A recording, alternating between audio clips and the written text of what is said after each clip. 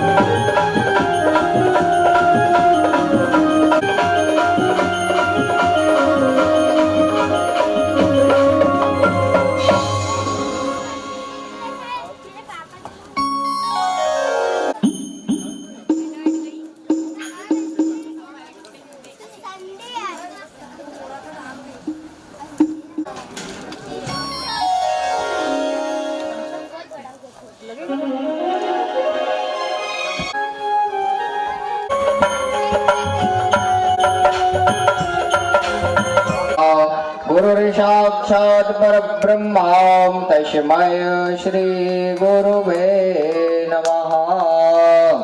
हरे ओम नमो ब्रह्मण्य देवाय गो ब्रह्मण्य हिताय च जगद्धिताय कृष्णाय गोविंदाय नमो नमः।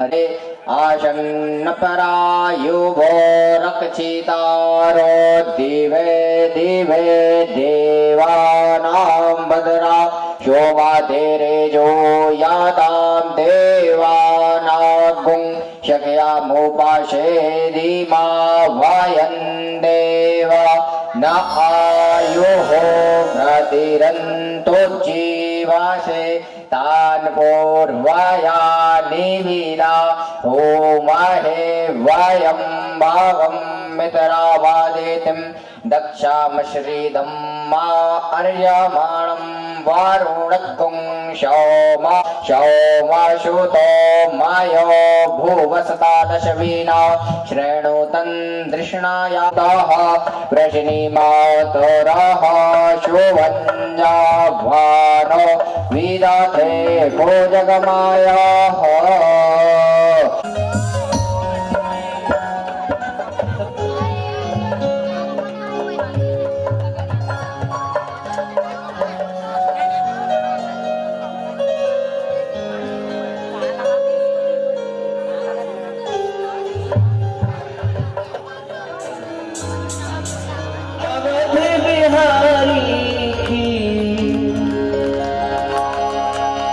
आरती कुंज बिहारी की श्री गिरधर कृष्ण मुरारी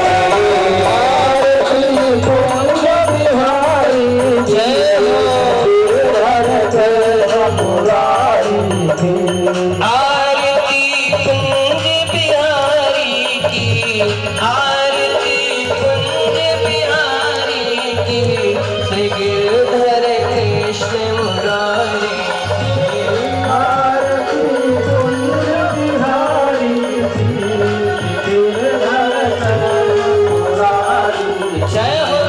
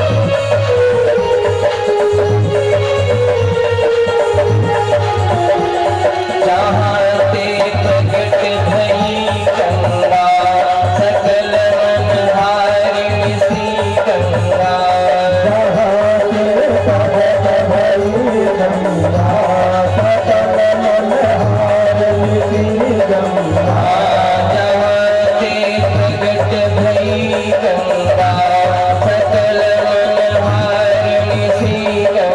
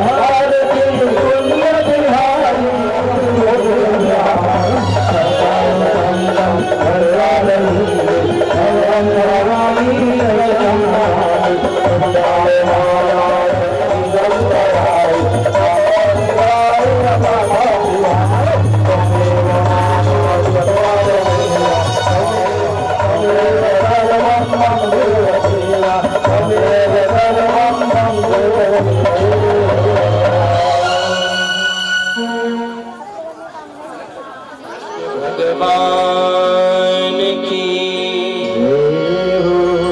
श्रीमद् भागवत महापुराण की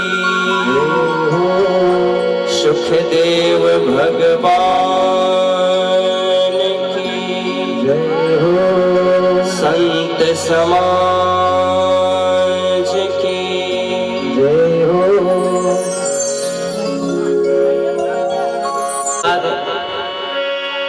जो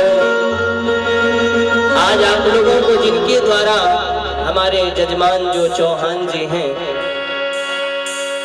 उनके द्वारा जो आप लोगों को श्रीमद् भागवत महापुराण सुनाया जा रहा है उनके झोपड़ी के भाग आज जाग जाए। ये बड़ी सौभाग्य जाग जाएंगे राम आएंगे राम आएंगे कि राम आएंगे आएंगे राम आएंगे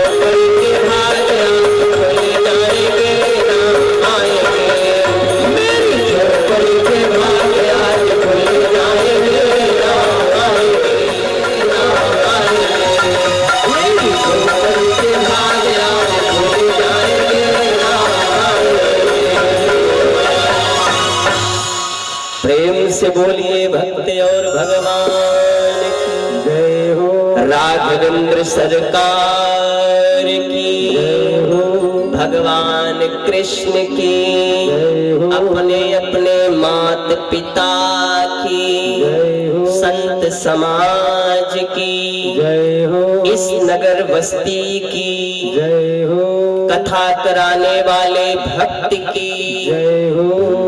जब राम आएंगे, आज हमारे लिए बड़ा हर्ष का विषय है कि श्रद्धेय माता जी सुशीला देवी जी ग्रामीण पेयजल एवं स्वच्छता फाउंडेशन ट्रस्ट जो दिल्ली से रजिस्टर्ड है, हमारे पूज्य बाबूजी मोहिंद्र सिंह चौहान जी और समस्त चौहान परिवार के स्वर्गवासी पुण्य आत्मा को हम सब मिलकर करते हैं, जो आज हमारे बड़गांव में पहली बार ऐसा भागवत जिसे हमारी सरकार ने 1 से भी ज्यादा बढ़कर अवार्ड दिया है। एक बार की बात मैंने कहीं पढ़ा था, स्वामी विवेकानंद जी बाहर गए थे और विदेशों में हमारी जो ग्रंथ श्रीमद् भागवत है, विदेशी लोगों ने काफी हंसा ग्रंथ को देख करके, और हमारा जो ग्रंथ रखा था वो सबसे नीचे इसमें रखा हुआ था। किंतु स्वामी विवेकानंद ज्ञानी धनी व्यक्ति थे, उन्होंने जब विदेशों को बोला कि हमारा ग्रंथ नीचे जरूर है परंतु हमारे आधार सीधा हमारी ग्रंथ है, और इस धर्म के कारण हम आप सभी का ग्रंथ बचा हुआ है, ये हमारी नींव है। और यह नींव आज हमारे ग्राम बड़गांव में आप श्री के आशीर्वाद से और भगवान ठाकुर जी की महाकृपा से और जो कार्यक्रम आयोजन किया जा रहा है सुश्री सुशीला देवी मोहिंद्र सिंह जी की स्मृति में, और समस्त यहाँ छाया चित्र लगी हुई है चौहान परिवार के सभी स्वर्गवासी पुण्य आत्मा श्री ठाकुर महाराज उनकी पुण्य आत्मा को जहां कहीं भी पुण्य अर्जित करें। और हमारे बीच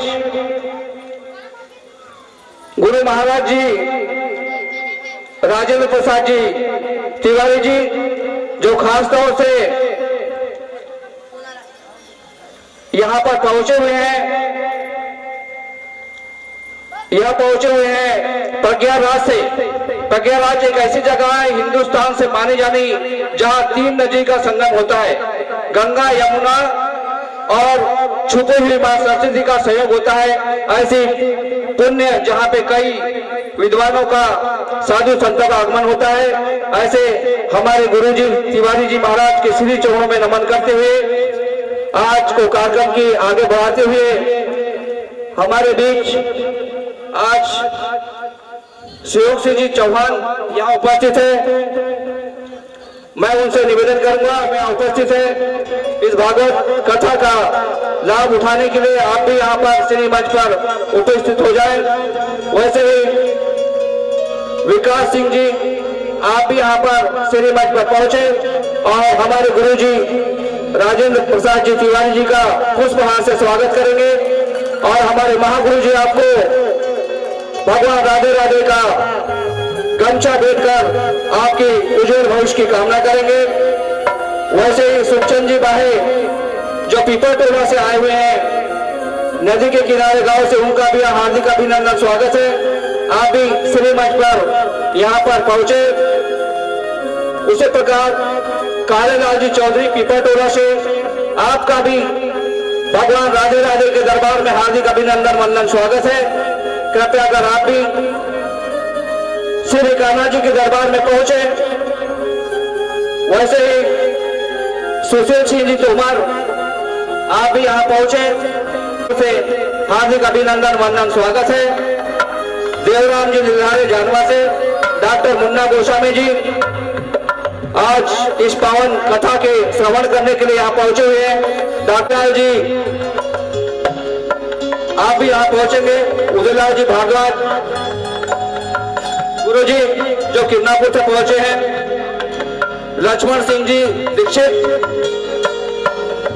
आदित्य सिंह जी आप भी भगवान श्री हरि के दरबार में पहुंचकर हमारे महागुरु जी तिवारी साहब से पुण्य अर्जित करेंगे।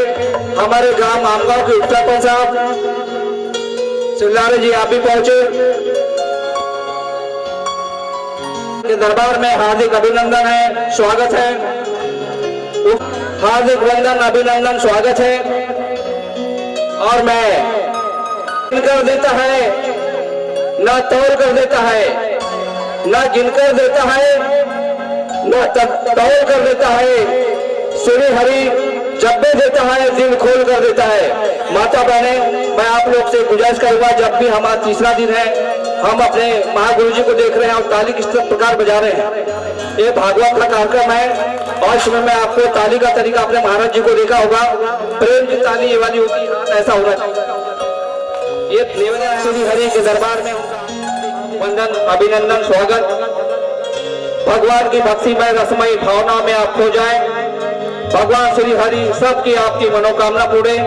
धन्यवाद।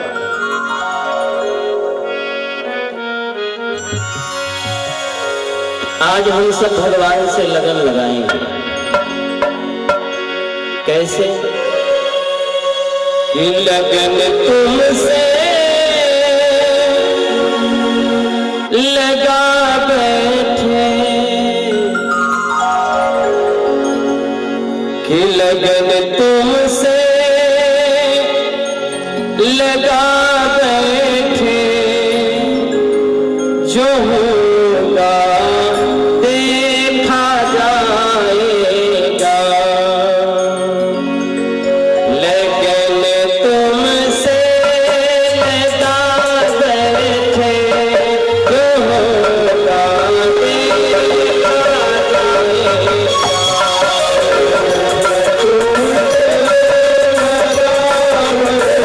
जो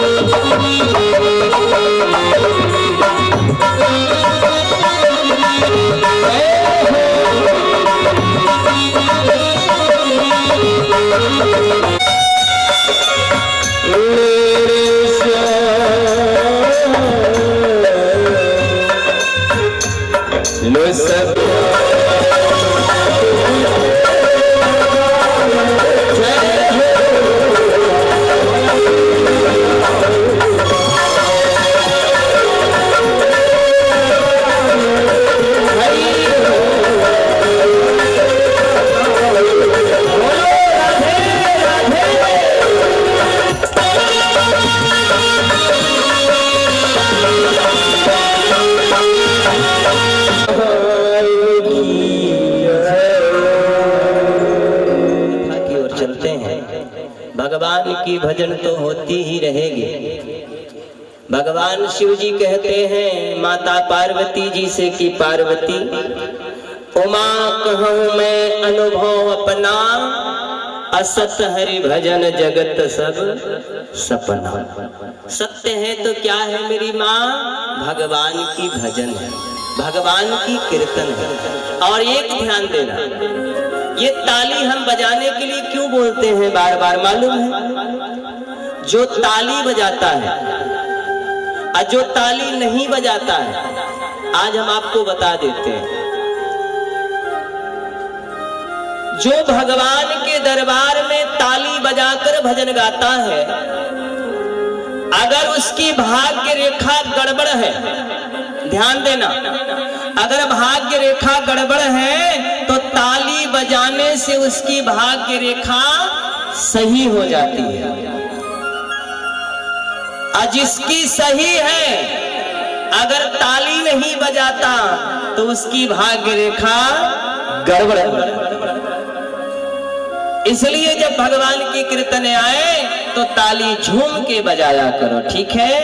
बोलो राधे राधे, जोर से राधे।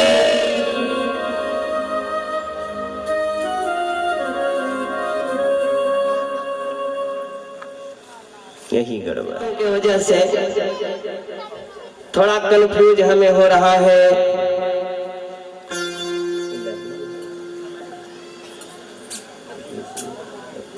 चलिए ठीक है, तो हमारे मुनेंद्र सिंह चौहान जी की, जो कि स्वर्गीय हैं, और श्री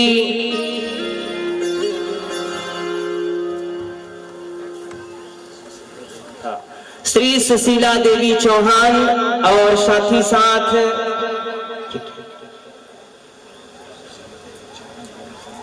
एवं समस्त चौहान परिवार, पूर्वज चौहान परिवार की ओर से श्रीमद् भागवत महापुराण जो रखा गया है, श्री विजय सिंह चौहान और अजय सिंह चौहान, ग्राम बड़गांव, इनकी ओर से जो श्रीमद् भागवत महापुराण का आप रसो पान कर रहे हैं, ऐसे भक्तों की ओर से, जिनकी ओर से ये कथा रखी गई है, आप सभी लोग कथा का आनंद ले रहे हैं। ऐसा अवसर बार बार नहीं मिलता, इसलिए सभी लोग हमारे चौहान परिवार को भी आशीर्वाद देना, भगवान की कृपा से हमेशा आगे की ओर बढ़े और उन पूर्वजों की आत्माएं श्रीमद् भागवत महापुराण सुन करके उनको भी मोक्ष हो जाए, और उनके साथ साथ आप सभी लोगों को मोक्ष हो जाए। और हमारे सरकार जो है सावनेर के, खैर हमारे बड़े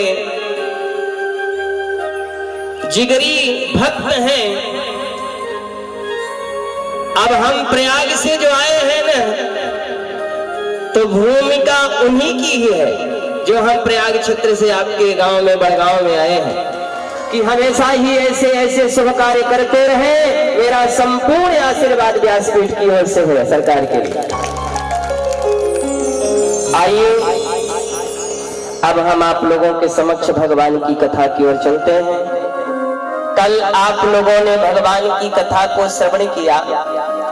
परीक्षित महाराज जी को श्राप मिल गया, चले जाते हैं। बड़े बड़े ऋषि महात्मा वहां पर आते हैं सब विचार करते हैं कि आखिर में क्या करें, अकाल मृत्यु अगर जिसकी हो तो उसे क्या करना चाहिए।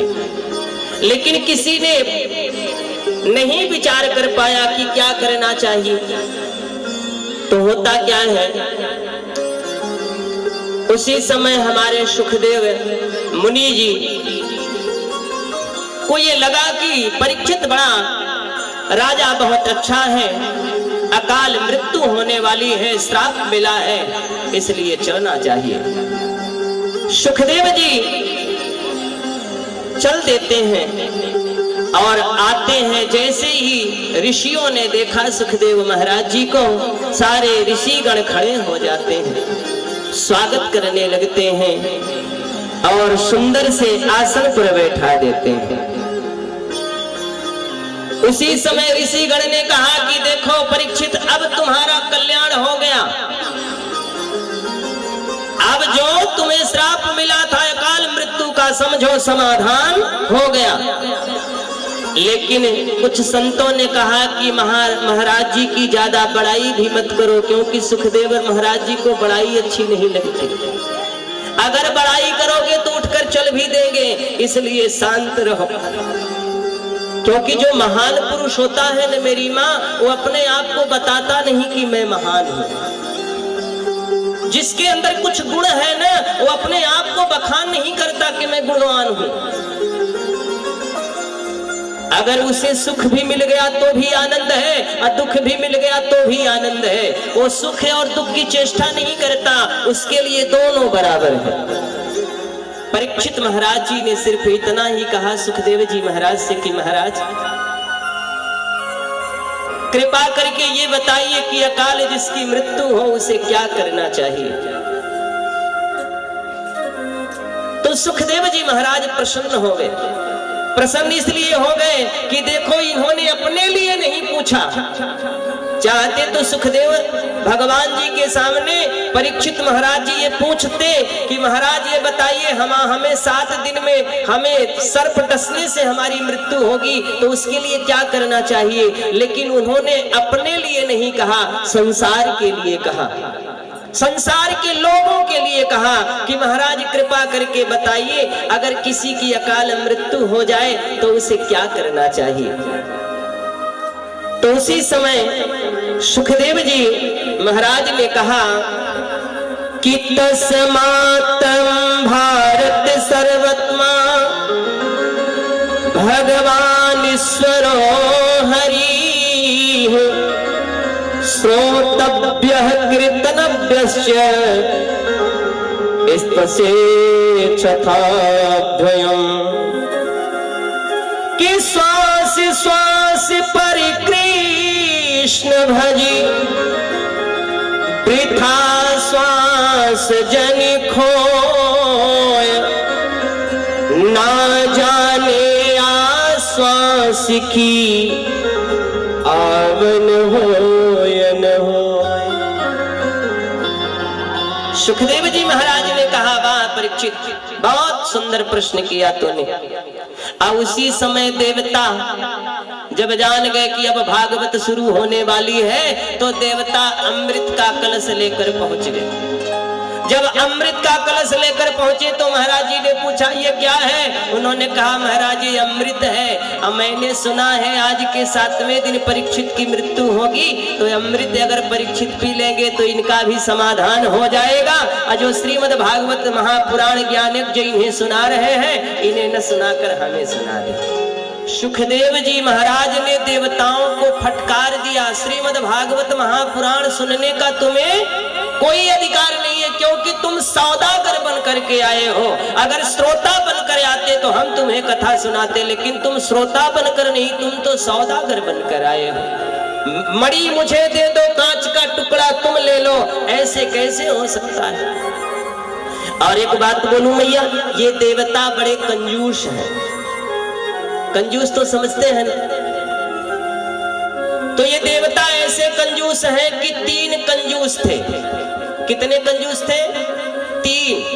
अब तीनों कंजूस एक किटारे एक जबरदस्त कंजूस थे। और उसी प्रकार से ये देवता है। तो देखना ये तीनों कंजूसों ने आज अपने आप को सोचा कि चलो हम बाजार चलते हैं। अब बाजार चलकर कुछ खर्चा करते हैं, क्योंकि लोग कहते हैं कि ये तो बड़े कंजूस हैं, लेकिन आज हम खर्चा करके आते हैं। अब ये बेचारे तीनों चल दिए बाजार। पास जाते हैं तो तीसरे ने कहा गुलाब जामुन क्यों खा रहे हो? अरे वो फालतू चली जाएगी 10 रुपया। बोले तब?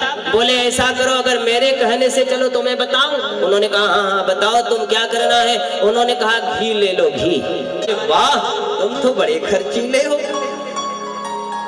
तो उसने कहा कि साहब आपका खर्चा कैसे चलता है? उन्होंने कहा मेरा खर्चा तो इस प्रकार से चलता है, जब मेरी पत्नी भोजन बनाकर थाली लाती है ना, तो मैं वो शीशी की निकालता हूँ जिस शीशी में घी है, और उसको निकाल कर चारों तरफ घुमाता हूँ, रोटी के चारों तरफ। घुमाने के बाद जब उसकी ढक्कन खोलता हूँ और नाक के पास लाता हूँ तो साहब वो तरंग आती है कि उस तरंग से मैं सोचता हूँ सारी रोटी चुपड़ी हुई। तो हमारा काम तो सूंघने से ही चला जाता। अमी तुम्हारा खरे खरे बोल तो खोटा तो सांग तो ना। अरे बोला साहब इतने आप क्या नहीं? बोले हाँ। अच्छा बोले तो तीसरे नंबर वाले ने कहा कि वाह तुम दोनों तो बड़े खर्चीले हो भाई। तो दोनों ने कहा तुम्हारा खर्चा कैसे चलता? उन्होंने कहा जब मेरी पत्नी थाली बना कर लाती है ना, तो मैं निकालता हूँ शीशी और चारों तरफ घुमाता हूँ, और घुमाने के बाद सामने रख देता हूँ, और रोटी खाता रहता हूँ देखता रहता हूँ, रोटी खाता रहता हूँ देखता रहता हूँ। साहब हमारा काम तो देखने से ही चल जाता। सुखदेव भगवान ने कहा कि वाह। अब ये भागे भागे ब्रह्मा जी के पास गए देवता। अब ब्रह्मा जी के पास जाकर बताते हैं कि महाराज हम तो भागवत सुनने गए थे, लेकिन वो फक्कड़ी बाबा जो है ना, उन्होंने तो हमें वहां से भगा दिया। बोले क्या? बोले हाँ।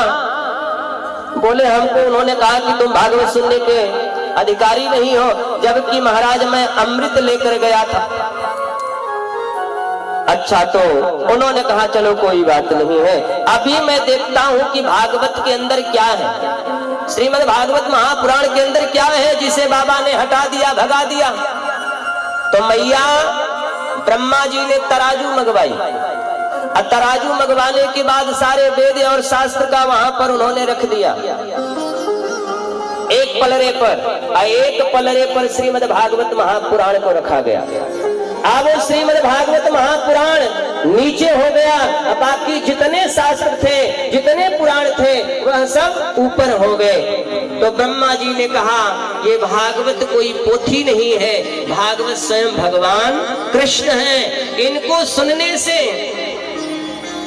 मनुष्य मोक्ष को प्राप्त हो जाता है, अकाल मृत्यु से छुटकारा पा जाता है। और कथा बताते हैं सुखदेव महाराज जी कि एक बार जब एक तरफ से पूरे कौरव थे, अब 5 पांडव थे, दोनों के बीच में घमासान युद्ध हो रहा था, होने वाला था। अब विदुर जी धृतराष्ट्र के मंत्री थे, सब लोगों ने मना किया। आज भगवान भी आने वाले हैं कि भाई पांडवों के साथ अन्याय ना हो, इस प्रकार से जो अन्याय हो रही है भाई इसे रोका जाए, अन्याय ना हो। लेकिन मैया कौन माने, दुर्योधन को कौन समझाए? तो आज भगवान कृष्ण समझाने के लिए दुर्योधन को आते हैं। वहां पर भीष्म पितामह, धृतराष्ट्र, द्रोणाचार्य, बड़े बड़े महान विभूतियां बैठी हैं। और उस समय जब दुर्योधन जाना कि आज कृष्ण आ रहे हैं, तो कृष्ण के खुशी में आने के लिए उसने इतना फूलों की वर्षाएं की कि भगवान वहां पहुंचे। और इधर धृतराष्ट्र जी से कह रहे थे विदुर जी, तो दुर्योधन उसी समय आ जाता है। आने के बाद धृतराष्ट्र का पुत्र जो है दुर्योधन विदुर जी को मंत्री पद से निकाल देता है। अब विदुर जी मंत्री पद से निकल गए, और निकलने के बाद कदली वन में जा करके पति और पत्नी दोनों रहने लगे। जब पति पत्नी वहां रहने लगे तो इधर भगवान मिलने के लिए आए कि भाई की ऐसी अन्याय ना हो। तो जब भगवान मना करने के लिए आए, लेकिन दुर्योधन ने कहा कि मैं बिना युद्ध का सुई के नोक के बराबर भी पांडवों को नहीं दूंगा। तो भगवान ना, ये तो बहुत बड़ा पाप है। अब भाई का हिस्सा जो मारता है ना, वो कभी जीवन में सुखी नहीं रहता। क्षण मात्र के लिए तो सुख मिलता है, लेकिन वह फिर दुखित हो जाता है। इसलिए भाई के साथ कभी छल नहीं करना चाहिए, अन्ना भाई के साथ कभी गद्दारी करनी चाहिए, अन्ना भाई का कभी हिस्सा मारना चाहिए, ऐसा शास्त्र कहता है। भगवान बोले ऐसा मत बोलो। उसने कहा नहीं, हम तो सोई की नोक के बराबर भी नहीं देंगे बिना युद्ध किए। युद्ध करें। तब भगवान बोले, बेटा तूने अभी युद्ध का सिर्फ नाम सुना है, कहानी में दादी से कहानी में सुना है, अभी युद्ध देखा नहीं है। युद्ध में पता नहीं कितने मर जाएंगे, पता नहीं कितनी माताएं विधवा हो जाएंगी। लेकिन जब नहीं मानता है तो भगवान विदुर जी देख रहे हैं दूर से, क्योंकि मंत्री पद से निकल गए हैं। तो उसने कहा कि कन्हैया एक काम करो, ये सब छोड़ो, चलो क्या कहते हैं, हमारी माता गांधारवी ने 56 प्रकार का भोजन बनाई है और भोजन करिए, क्या राजनीति से क्या लेना देना है, चलिए। भगवान ने कहा नहीं, हम आज विदुर के यहाँ निमंत्रण है हमारा, हम विदुर के यहाँ खाएंगे। उन्होंने कहा विदुर क्या खिलाएगा, जिसके खाने का कोई ठिकाना नहीं है, भला वो क्या खिला सकता है। तो भगवान ने कहा ठिकाना हो या ना हो, अब उसने हमें निमंत्रण दिया है तो कुछ तो बात होगी, तो हम आज विदुर के ही यहाँ खाएंगे। कहा है हमारा तो आएगा जरूर, इसलिए चलकर उसके लिए कम से कम माखन मिश्री की व्यवस्था तो कर लो।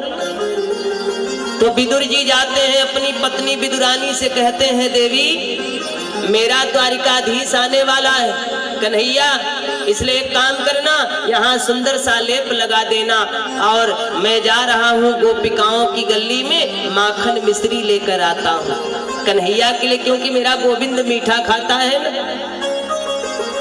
तो विदुर जी चले गए, गोपिकाओं की गली में जाकर माखन मिश्री के लिए जाते हैं, और इधर भगवान विदुर जी के यहाँ पहुंच गए।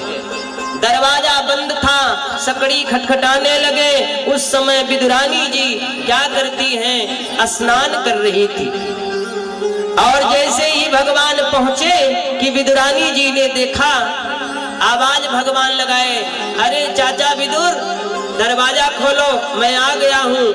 और विदुरानी जी को इतनी खुशी है कि आज मेरे भगवान आएंगे, बड़ी प्रसन्नता है विदुरानी जी को। अब बड़ी प्रसन्न से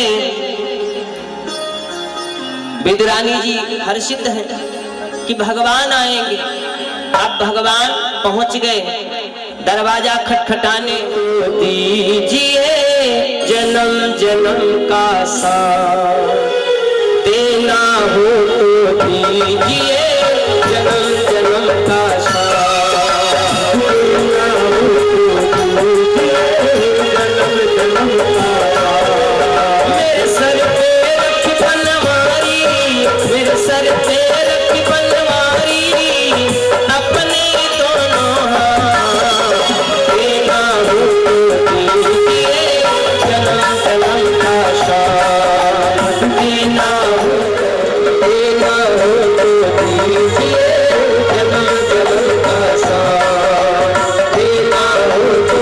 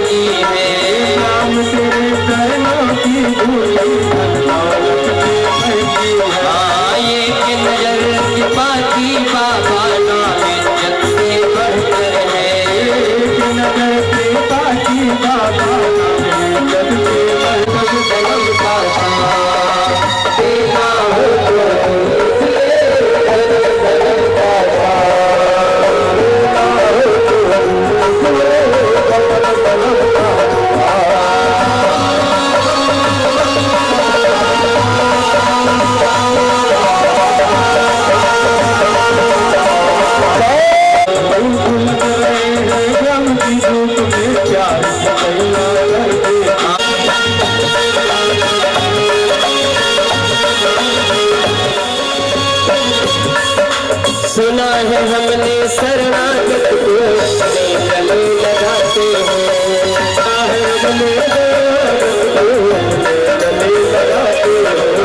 ऐसा हमने क्या मांगा जो देने में हिचकाते हैं। ऐसा हमने क्या मांगा जो देने में हिचकाते हैं। चाहे जैसा रख बनवारी, चाहे जैसा रख बनवारी, चाहे जैसे रख बनवारी, बस दिले मुलाकात ना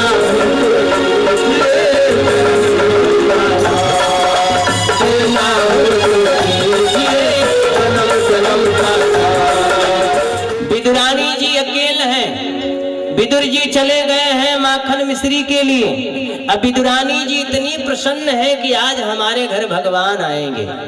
और उसी समय दरवाजा मेरे गोपाल जी खटखटा देते हैं। और जब दरवाजा खटखटाए तो तुरंत विदुरानी जी खुशी में देना हो तो दीजिए जन्म जन्म का साथ गाती हुई अब विदुरानी जी ने जैसे दरवाजा खोला, मेरे कन्हैया ने देखा, अरे वाह, ये तो हमारे आने की खुशी में पागल हो गई है विदुरानी चाची। तो कन्हैया ने अपना ही दुपट्टा विदुरानी जी के ऊपर फेंक दिया। और उसके बाद विदुरानी जी ने कहा, आओ लाला आओ, तुम्हारे चाचा कह ही रहे थे कि मेरा कन्हैया आएगा। हाथ पकड़कर विदुरानी जी अंदर लेकर जाती हैं। अंदर ले जाने के बाद मैया क्या करती हैं, देखो भक्त भी बड़े अजीब होते हैं, है ना। विदुरानी जी ने यहाँ भगवान को घुमाया, यहाँ बैठाती हूँ, अरे नहीं नहीं ये अच्छी जगह नहीं है, वहां ले चलती हूँ, वहां ले गई, वहां अच्छी जगह नहीं है, वहां ले जाती हूँ। चारों तरफ पूरे आंगन में विदुरानी जी ने भगवान को घुमा डाला। अंतिम में क्या किया, जो पाटा होता है, पाटा मायते का तुम्हारा पाटा, पाटा पीढ़ा, पीढ़ा, तो पीढ़ा को क्या होता है कि विदुरानी जी ने पलटा दिया। सीधा होता है पीढ़ा ना, तो पीढ़ा को सीधा न करके विदुरानी जी पलटा देती हैं। अब पलटाने के बाद कन्हैया को कहती हैं, लाला यहीं बैठ जाओ। तो भगवान पीढ़ा पलटा है और उस पीढ़े पर भगवान बैठ जाते हैं। वाह, भक्त भी कैसे अजीब होते हैं मेरे गोपाल। तो भगवान बैठ गए। तो भगवान ने सोचा ये बड़े अनन्य भक्त हैं हमारे। तो भगवान ने पेट पर हाथ घुमाई और कहा, चाची हमको भूख लगी है, कुछ है क्या खाने को? तुरंत विदुरानी जी दौड़ कर गई। दरवाजा जब खुला, विदुर जी बोले, जल्दी करो, मेरा कन्हैया आता ही होगा। आखा वहां पर लेप ओप लगाई हो ना? उन्होंने कहा हाँ, लेप नहीं, वो तो पहले से आके बैठा है। अरे विदुर जी बड़े प्रसन्न हुए, मेरे गोपाल आ गए हैं। बोले हाँ। जब गए तो छिलका जो है ना इतनी दूर लटक रहा था, भगवान खा रहे थे उस छिलका को। विदुर जी ने देखा, अरे देवी ये क्या कर दिया? उन्होंने कहा क्या हुआ? उन्होंने कहा तुम भगवान को छिलका खिला रही हो, जितना केला है तुम बाहर रखी हो। अरे विदुरानी जी को ख्याल, अरे राम राम ये क्या कर दिया मैंने?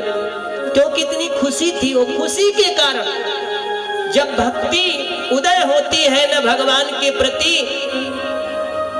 तो समझ में नहीं आता भक्तों, क्योंकि भगवान में ही वो अनन्य प्रेम रहता है और भगवान में ही डूबा रहता है, किसी चीज का ख्याल नहीं आता। इसलिए विदुरानी जी तो कन्हैया के प्रेम में डूबी है कि आज भगवान हमारे घर आए हैं। इस खुशी में उन्हें ये नहीं समझ में आ रहा है कि छिलका खिला रही हूं कि केला। तब विदुर जी ने भगवान से कहा, कन्हैया माफ करना, मैं तुम्हारे लिए माखन मिश्री लेने के लिए गया था गोपिकाओं की गली में। हे गोपाल एक लड्डू तो खा लो। भगवान बोले ठीक है चाचा, अगर तुम कहते हो तो खा लेता हूं। तो लड्डू भगवान खाए और लड्डू को खाकर भगवान ने कहा, चाचा एक बात बोलूं? उन्होंने कहा बोलो। उन्होंने कहा जो छिलका में आनंद था ना, इस लड्डू में नहीं है, क्योंकि वो प्रेम का था ना। अब मेरा गोपाल क्या चाहता है? प्रेम।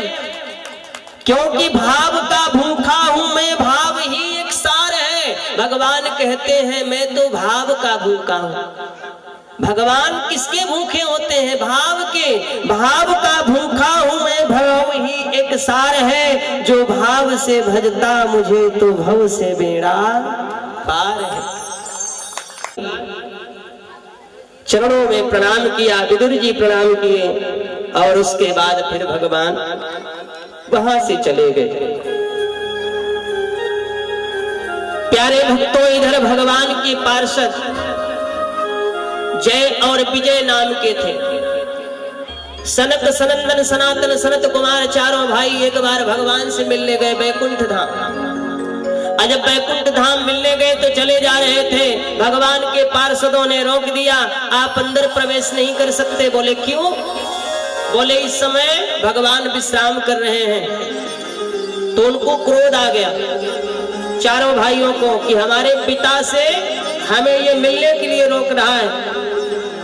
इसलिए क्रोध में आकर के उन्होंने श्राप दे दिया, जाओ तुम दोनों 3 जन्मों तक के लिए निशाचर बन जाओ। निशाचर का श्राप मिल गया।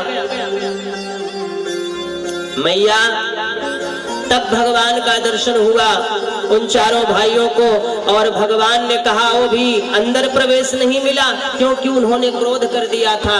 भगवान बाहर आकर उनको दर्शन दिए।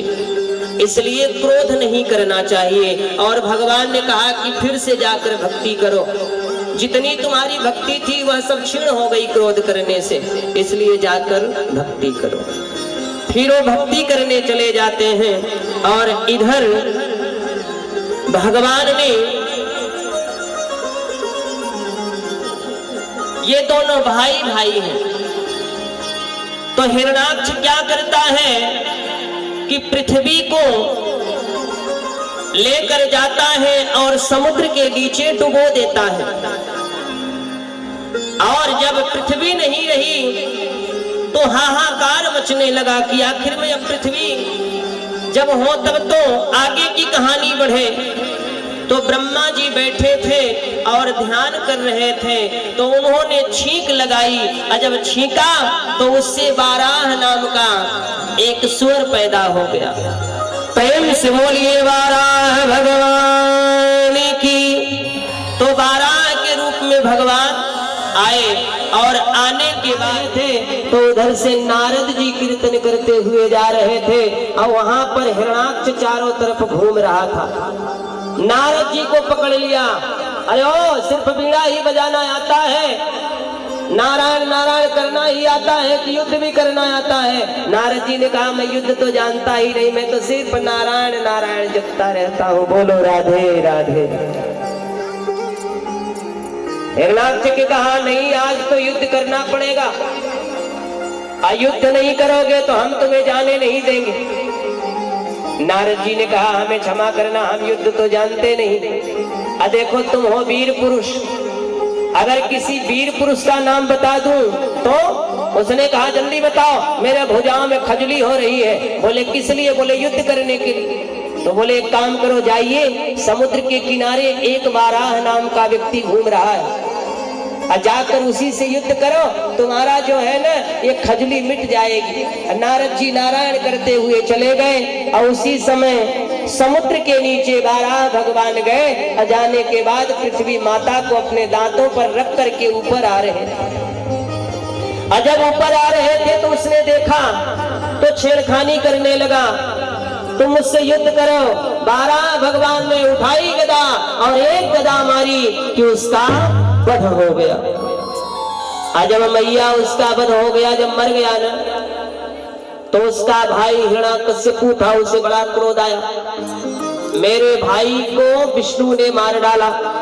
तो उसने भगवान से ईर्ष्या करने लगा।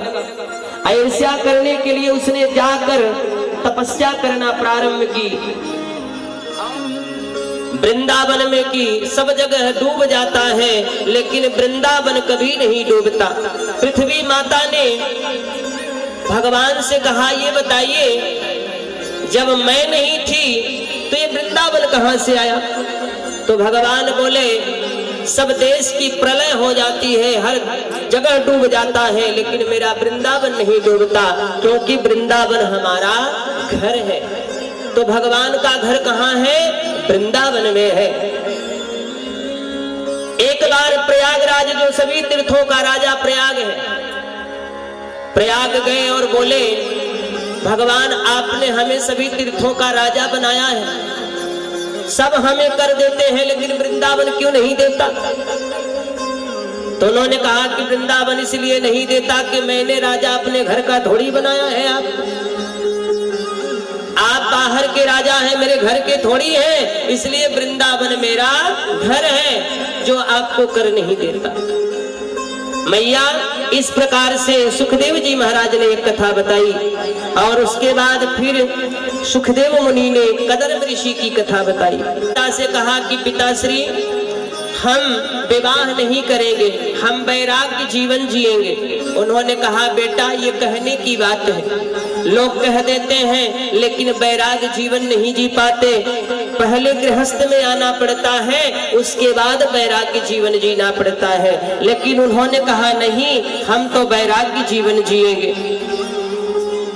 तो कहा कि ठीक है बेटा, अगर तुम वैराग्य जीवन जियोगे तो जाओ। अब कदर्म ऋषि जी जंगल में जाते हैं और जंगल में जाकर भक्ति करने लगते हैं।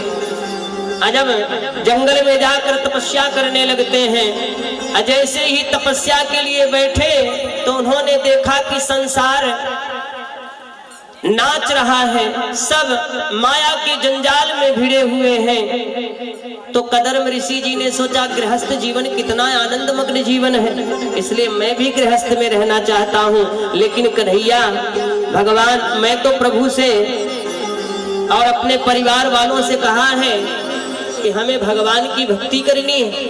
के सामने प्रकट हो गए तो भगवान बोले बताओ। भगवान ने दर्शन दिया, कदर्म ऋषि जी ने अपने नेत्र को खोला और जब नेत्र को खोल कर देखा भगवान को, तो भगवान को देख करके उन्होंने कहा प्रभु, भगवान ने कहा बोलो क्या तुम्हारी इच्छा है? हमें कुछ नहीं चाहिए। भगवान बोले ऐसे कैसे नहीं चाहिए, तुमने तपस्या की है, मैं तुम्हें वरदान दूंगा, बोलो। अब कदर्म ऋषि जी संकोचा रहे हैं। तब भगवान बोले आपने किसी सुंदर कन्या से विवाह करने के लिए तपस्या की थी ना, इसलिए मैंने आपके विवाह की सुंदर कन्या के साथ में विवाह करने की बात करके आया हूँ। स्वयंभू मनु नाम के एक राजा है, उन्हीं की पुत्री है, और उन्हीं के पुत्री की मैं तुम्हारे साथ विवाह करने के लिए बात किया हूं, जिनका नाम देवहूति है, और देवहूति के साथ तुम्हारा विवाह होगा। कदर्म ऋषि जी ने कहा, ठीक है प्रभु, मैं आपकी बात मानता हूं, लेकिन एक शर्त हमारी भी है। उन्होंने कहा, क्या? उन्होंने कहा, एक पुत्र होने के बाद मैं वैराग्य जीवन जीने निकल जाऊंगा जंगल में। भगवान ने कहा, चलो ठीक है, आपकी शर्त हमें मंजूर है। अब कदर्म ऋषि जी का विवाह शंभु मनु की पुत्री देवहूति के साथ विवाह हो जाता है।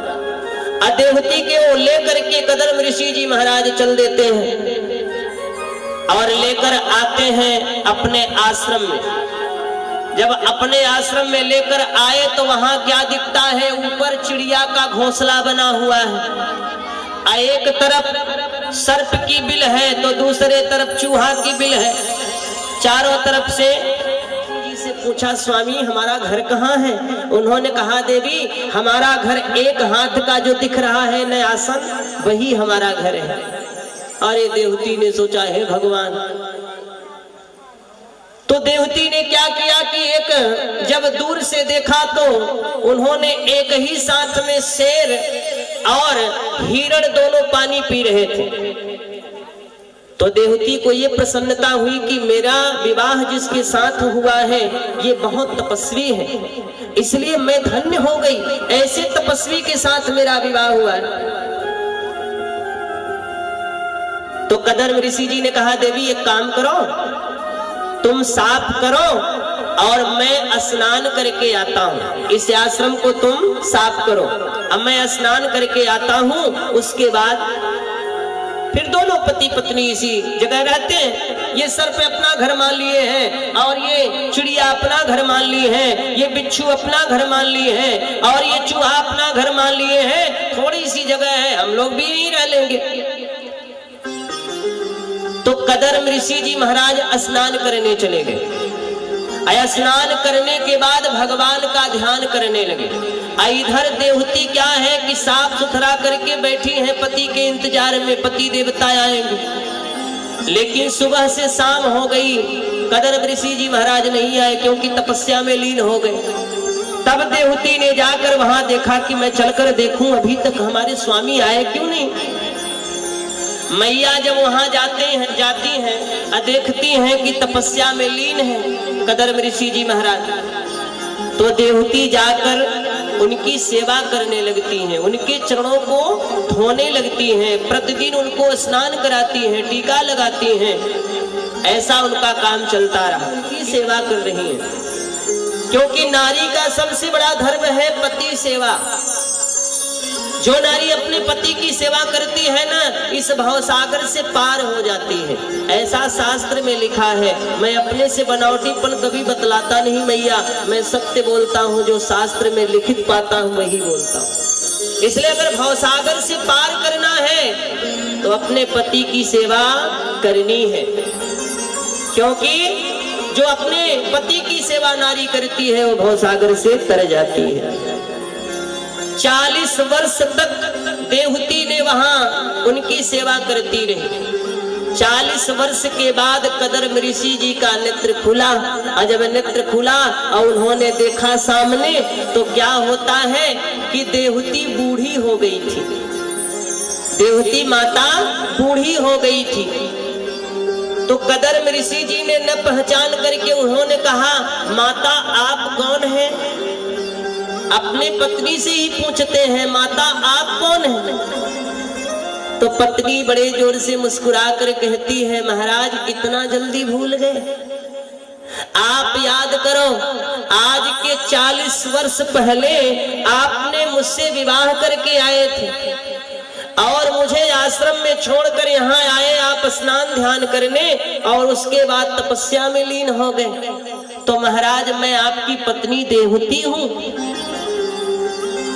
तो कदर्म ऋषि जी बड़े प्रसन्न हुए, वाह देवी तुम धन्य हो। अरे यहाँ इतना कष्ट तुमने क्यों सहन किया? अपने मैके चली जाती, अपने पिता के यहाँ चली जाती। तो उन्होंने कहा नहीं महाराज, पति का घर पत्नी के लिए स्वर्ग के समान है। चाहे टूटा हो चाहे झोपड़ी हो, झोपड़ी ही स्वर्ग के समान है। पिता की संपत्ति से कोई मतलब नहीं है।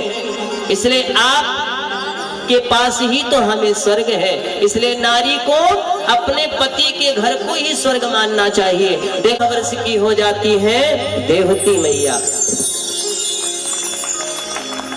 एक किसका प्रताप है मेरी माँ, बोलो ना। एक किसका प्रताप है? भक्ति का प्रताप है ना? भक्ति में बड़ी ताकत है। मेरे गोविंद की भक्ति में बड़ी ताकत है। भक्ति से ही वो दोनों कदर ऋषि जी महाराज 21 वर्ष के हो गए और 16 वर्ष की हो गई देवती माता। फिर धीरे धीरे भगवान की ऐसी कृपा, मैया चलता रहा। अब कदर ऋषि जी ने भगवान से कहा था कि जब पुत्र हो जाएगा तो मैं गृहस्थ को छोड़कर सन्यास में चला जाऊंगा, लेकिन भगवान की तो कुछ इच्छा और है। अब उनके चाहने से थोड़ी होगा। तो देवती माता गर्भवती हो जाती है, लेकिन बालक न होकर के बालिका हो जाती है। देखा जाएगा। लेकिन जब दोबारा भगवान की ऐसी कृपा हुई फिर बालिका हो गई। कदर ऋषि जी ने सोचा अरे ये भगवान हमको कहां फंसा दिए। फिर 3 बालिकाएं, 4 बालिकाएं, 5 बालिकाएं, 6 बालिकाएं, 7 बालिकाएं, 9 बालिकाएं हो गई। अब 9 बालिकाएं हो गई। कदर जी कैसे जाएं गृहस्थ जीवन छोड़कर। अब मेरी माँ होता क्या है, अंतिम में 10वां पुत्र होने वाला है। ये 10वें पुत्र में कौन है? कपिल देव भगवान है। अब 10वां पुत्र गर्भ में है। और जैसे ही कपिल देव भगवान का जन्म हुआ कि कदर ऋषि जी ने अपना दंड कमंडल उठाया और सीधा जंगल की ओर निकल पड़े। बोलो राधे राधे। जंगल चले गए। अब ये आज उल्टा काम क्यों हो रहा है?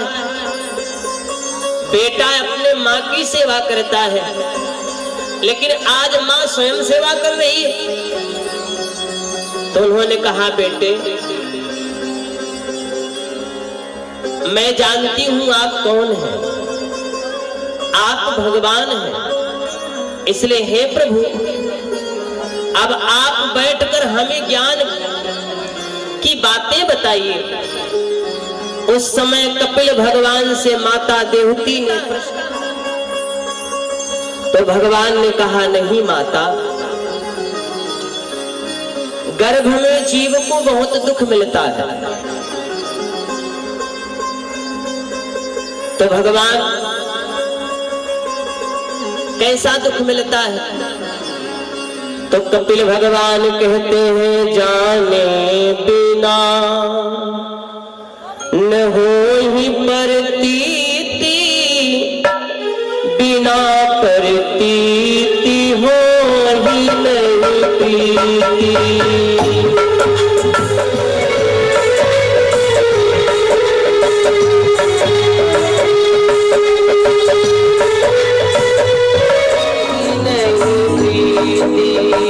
श्री राम जय राम जय जय राम, श्री राम जय राम जय जय राम।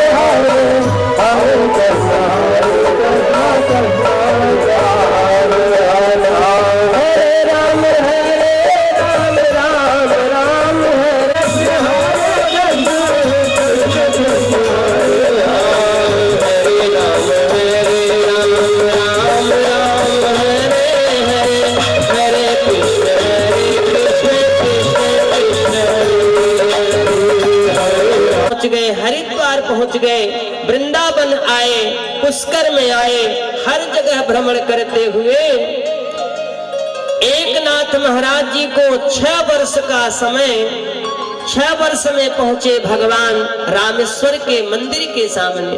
जब रामेश्वर मंदिर के सामने पहुंचते हैं, कुछ दूरी पर मंदिर रह गया। उन्होंने सोचा अब भगवान को मैं जल चढ़ा ले जाऊंगा। तो पास में उन्होंने देखा एक गदहा तड़प रहा था। चढ़ा देता हूँ, इसे जल पिला देता हूँ, क्योंकि ये तड़प रहा है।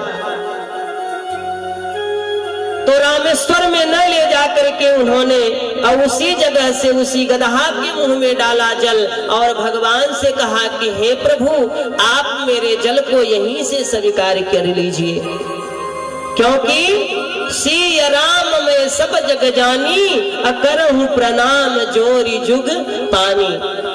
हर मनुष्य के अंदर भगवान का वास है, हर जीव के अंदर भगवान का वास है।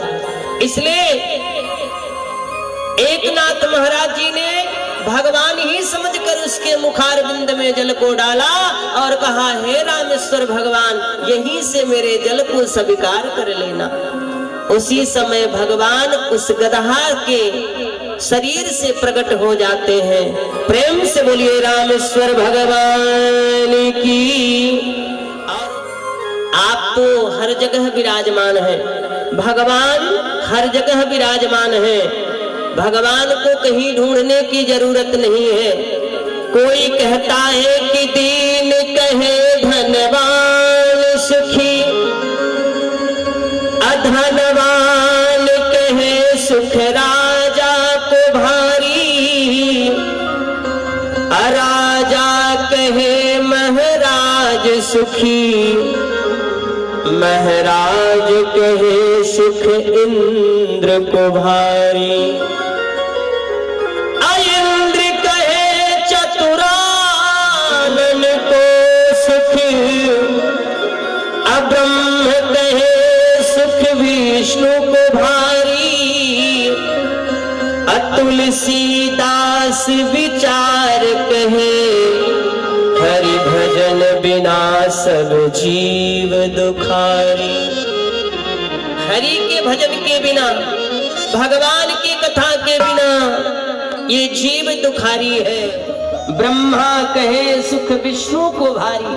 ब्रह्मा जी कह रहे हैं कि सुख विष्णु जी को बहुत है, लेकिन तुलसीदास जी कहते हैं कि हरि भजन बिना सब जीव दुखारी। भगवान के भजन के बिना जीव दुखित है। कलेश कैसे जाता है? जब हम भगवान की भजन करते हैं तो हमारा कलेश मिट जाता है। मात पिता बालकन बुलावे, औदर भरे सो धर्म सिखावे। आजकल माता पिता बालक को शिक्षा क्या देते हैं? पेट भरने की शिक्षा देते हैं, ये काम करो वो काम करो, लेकिन किसी ने ये कभी शिक्षा नहीं दिया कि बेटा पूजा करो चाहे कुभाव से करो। भगवान तो रीझते ही हैं, क्योंकि भाव कुभाव ये लखयाल सहू, अनाम जपत मंगल किसी दसहू। भगवान का जो नाम है वो कि करुणा निधान रहुआ जगत के दाता है। भगवान बड़े करुणामयी है कि करुणा निधान रहुआ जगत के दाता है।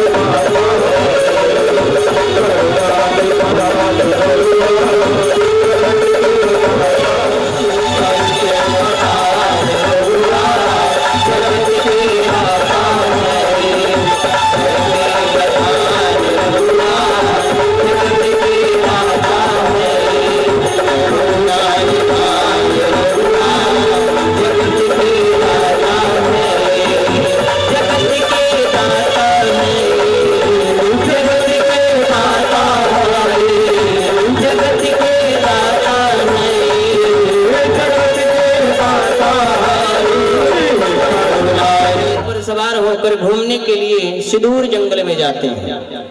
और जब सुदूर जंगल में गए तो वहां सुरुचि नाम की एक कन्या थी, उसी से मुलाकात हो गई। आज जब कन्या से मुलाकात हुई तो महाराज जी ने उस कन्या को देखा और कन्या ने महाराज जी को देखा। कन्या ने कहा कि आप हमसे गंधर्व विवाह कर लीजिए। तो तानपाद जी महाराज ने कहा ठीक है, कर लूंगा। तो तानपाद जी गंधर्व विवाह कर लेते हैं और गंधर्व विवाह करने के बाद सुरुचि को लेकर अपने घर आते हैं। और जब घर आए तो वहां सुरुचि और सुनीति, ये सुनीति जो है ये तानपाद जी महाराज की पहली पत्नी है।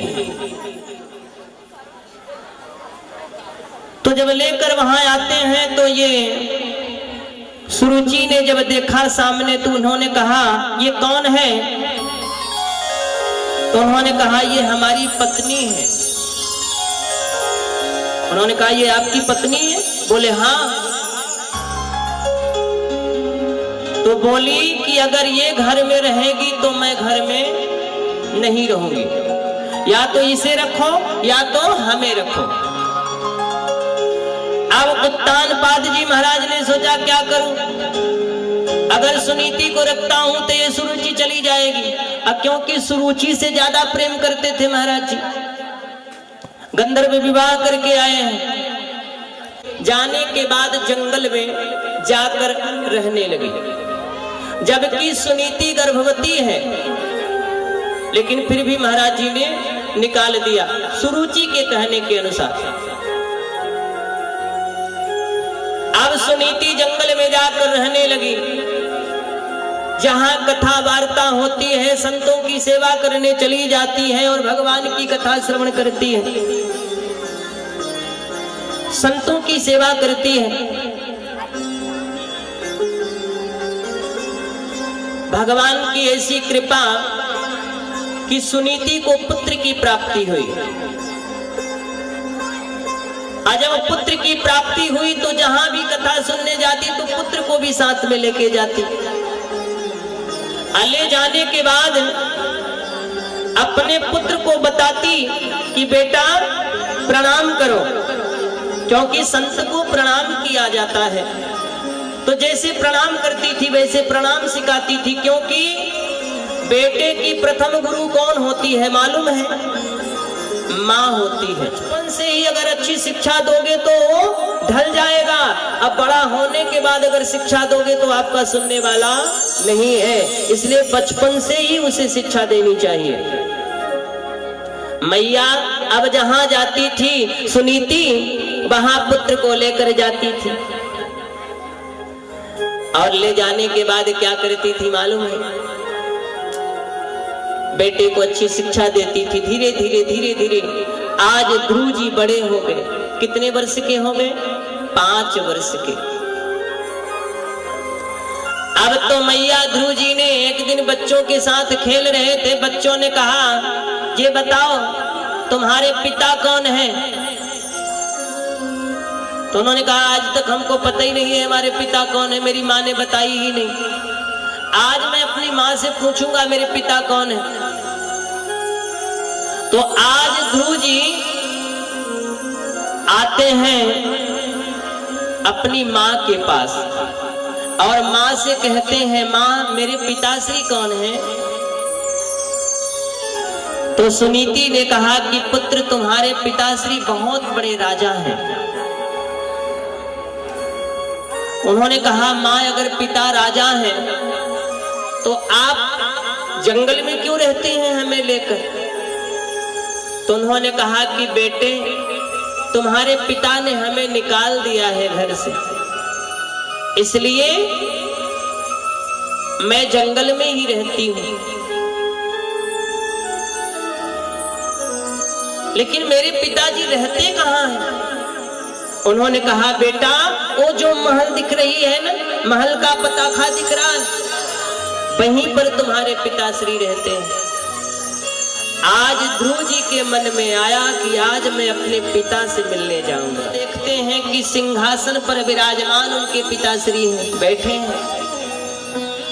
उसी समय ध्रुव जी जाकर जब गए दरवाजे पर खड़े हो जाते हैं और पिताजी कहकर दौड़ते हैं, तो तुरंत उत्तानपाद जी महाराज ने अपने पुत्र को दौड़ करके हृदय से लगा लिया।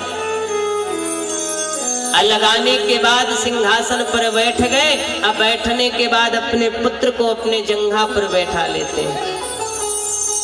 और उसी समय सुरुचि आती है, इनकी गोद में बैठा हुआ है।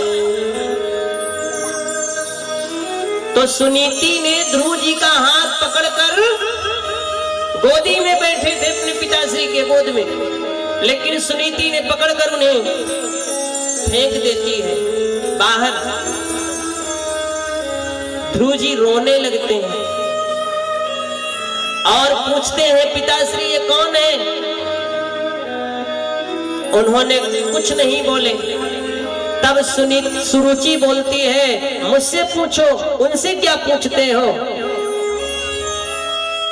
क्योंकि यहाँ बैठने का तुम्हारा अधिकार नहीं है, यहाँ बैठने का मेरे पुत्र का अधिकार है। मेरा पुत्र बैठ सकता है, तुम नहीं बैठ सकते, क्योंकि तुम तो सुनीति के पुत्र हो ना। अगर मेरे पुत्र होते तो मैं तुम्हें यहाँ बैठाती, लेकिन तुम हमारे पुत्र तो हो नहीं, तुम सुनीति के पुत्र हो, इसलिए तुम यहाँ बैठने के अधिकारी नहीं हो।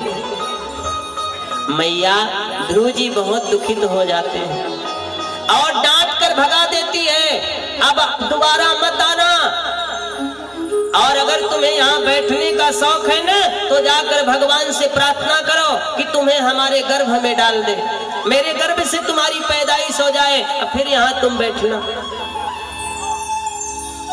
ध्रुव जी को बड़ा अपमान लगा और रोते हुए ध्रुव जी अपनी माँ के पास आते हैं।